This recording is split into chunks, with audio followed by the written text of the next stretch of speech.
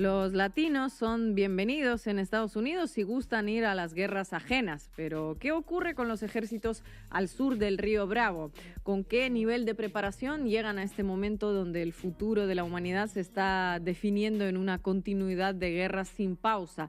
El tema lo planteó durante la semana pasada el presidente de Brasil, Luis Inácio Lula da Silva. Lo acabamos de escuchar durante ese encuentro con el presidente de Sudáfrica, Cyril Ramaphosa. Lula advirtió que si no nos preparamos para defendernos, cualquier día alguien nos invade. Y hay uno que todos conocemos, al que ganas no le faltan. Ganas no le faltan. Lula agregó que no necesitamos comprar a los señores de las armas, necesitamos producir, necesitamos hacerlo nosotros porque nadie nos ayudará, dijo textual. E hizo una advertencia que seguramente quedó resonando en alguna oficina de la Casa Blanca. Dijo, ya le avisamos al mundo que no haremos con las tierras raras lo mismo que hicimos con el hierro, que lo vendimos en forma mineral para terminar comprando productos procesados por un precio 6 veces más caro, declaró Lula. Esta semana conocimos algunas de las cosas que Brasil puede hacer con sus tierras raras. En el día de ayer fue presentado el primer avión caza supersónico fabricado íntegramente en Latinoamérica. Se trata del F-39E Gripen, desarrollado por la empresa sueca Saab y fabricado conjuntamente con la brasileña Embraer.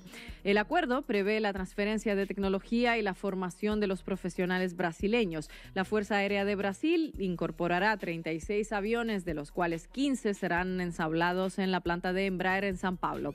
Lula señaló que se trata de un momento muy simbólico que demuestra que Brasil es un país que cree en sí mismo, invierte en tecnología y reafirma su soberanía. En un comunicado difundido previamente por el gobierno dijo que este hito sitúa a Brasil entre un selecto grupo de naciones capaces de desarrollar y producir aeronaves de combate de alta complejidad, un logro sin precedentes en Latinoamérica. Si el logro de Brasil es una noticia, se debe a su carácter excepcional.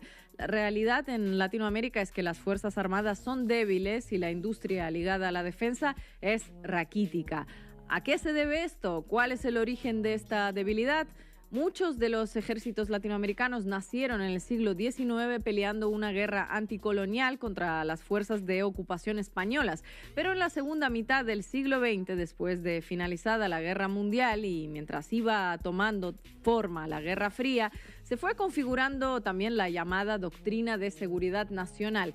¿De qué se trataba? Eran los lineamientos dictados por Estados Unidos para moldear a los ejércitos latinoamericanos a la medida de lo que se necesitaba en Washington.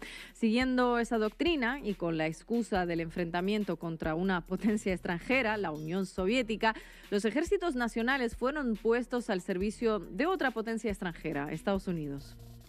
¿Cuáles eran las directrices de la doctrina de seguridad nacional?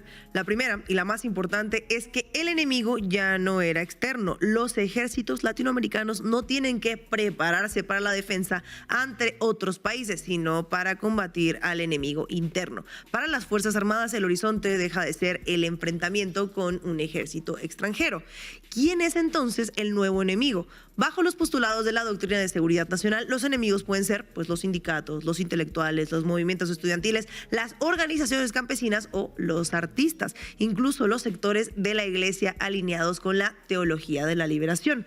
Todos aquellos que proponían una sociedad más justa eran subversivos al servicio de la Unión Soviética. En este marco, la Organización de Estados Americanos declaró en una resolución del año 1954 que el comunismo era una amenaza incompatible con el sistema americano. Según esta doctrina, las Fuerzas Armadas de la región deben enfocarse en el control político y social de sus propias poblaciones.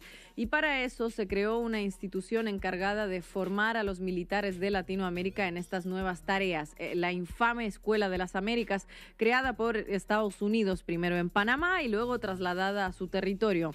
La Escuela de las Américas fue la encargada de formar a los militares latinoamericanos para sus nuevas funciones. ¿Qué se enseñaba allí?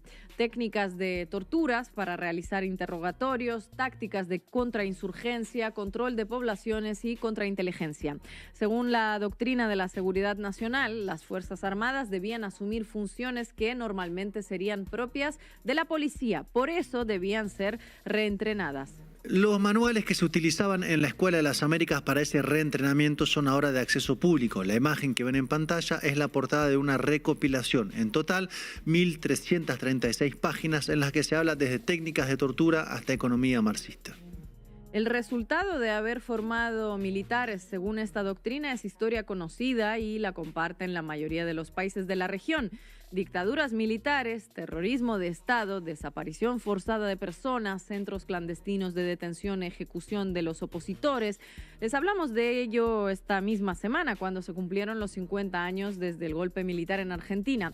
Aquellos ejércitos que habían nacido de la mano de Bolívar y de San Martín, guerreando contra el imperialismo en el siglo XIX, se convirtieron en su opuesto en la segunda mitad del siglo XX. La doctrina de la seguridad nacional convirtió a los ejércitos latinoamericanos en fuerzas de ocupación de sus propios países y en verdugos de la población que debían proteger. Esta orientación no se terminó con el fin de la Guerra Fría, se reconvirtió. Antes de la caída de la Unión Soviética en 1986, la administración de Ronald Reagan declaró al narcotráfico como una amenaza a la seguridad nacional de Estados Unidos.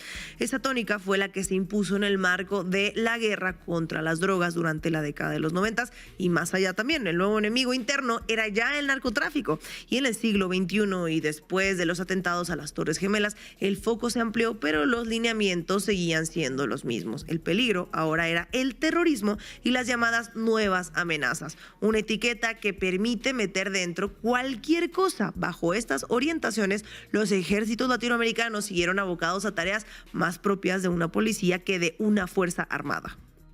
Divide y vencerás. El resultado de esta historia es que las Fuerzas Armadas latinoamericanas son débiles y cada una de ellas tiene más relaciones con el Pentágono que con sus pares latinoamericanos.